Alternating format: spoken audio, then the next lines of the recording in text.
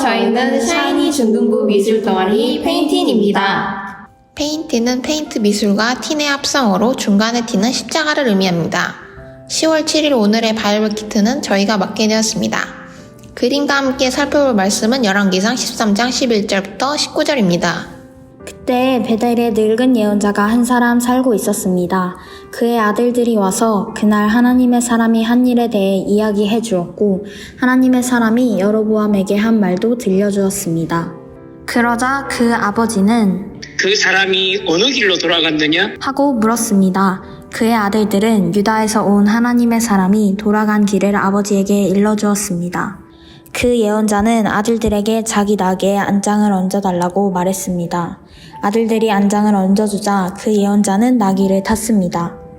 그는 하나님의 사람을 뒤쫓아가서 그가 상수리 나무 아래에 앉아있는 것을 발견하고 다가가서 물었습니다.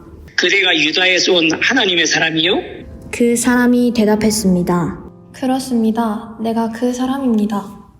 예언자가 말했습니다.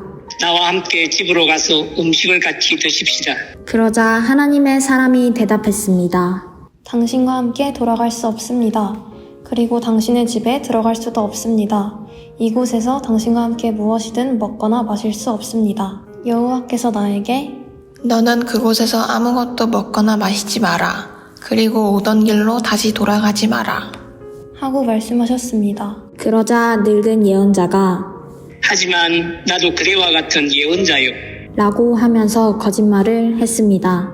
주님의 천사가 나에게 와서 그대를 내 집으로 데려가 먹을 것과 마실 것을 대접하라고 하셨소. 하나님의 사람은 그 늙은 예언자의 집으로 가서 그와 함께 먹고 마셨습니다.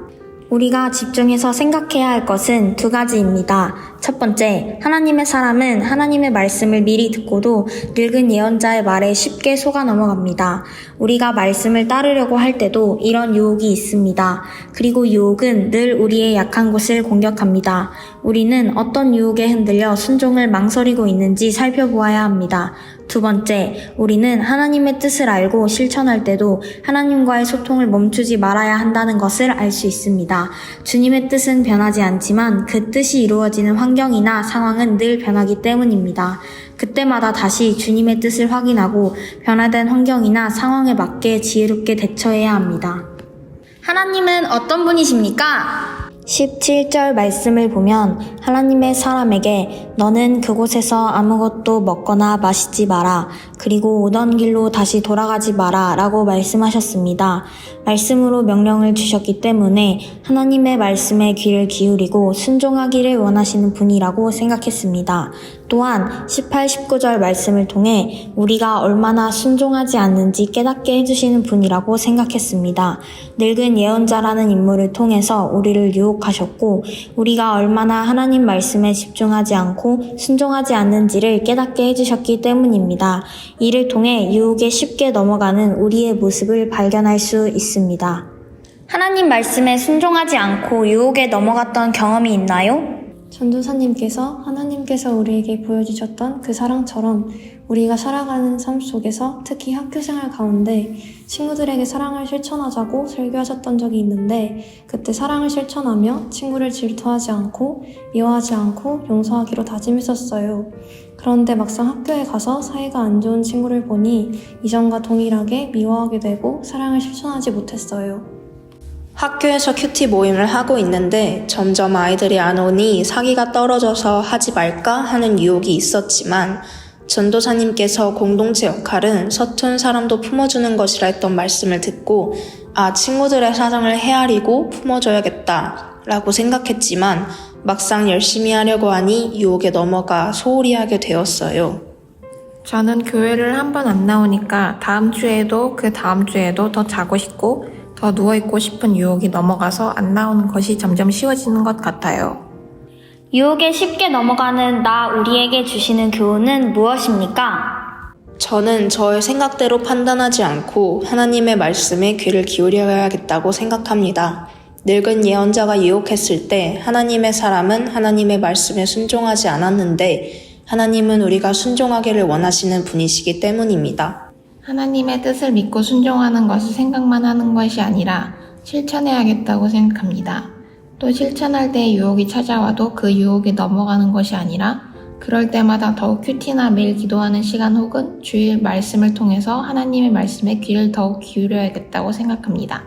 학교에서, 학원에서, 가정에서, 그리고 교회에서 친구들을 많이 만나는데요.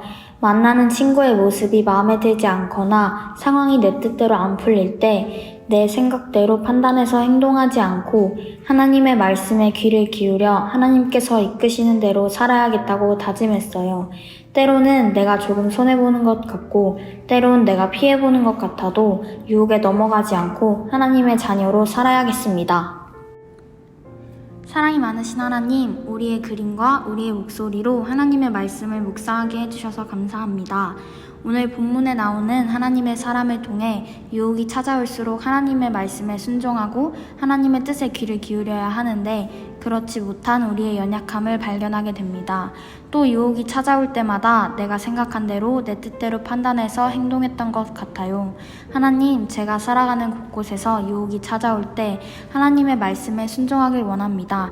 저의 생각대로 판단하지 않고 하나님이 주신 뜻이 무엇인지 하나님께서 하신 말씀이 무엇인지 생각하며 살아갈 수 있도록 도와주세요. 날마다 하나님의 뜻에 따라 하나님의 말씀 따라 살아갈 수 있도록 중등부 친구들과 선생님들 그리고 아름빛교회 모든 분들께 은혜를 더하여 주세요. 예수님의 이름으로 기도합니다. 아멘.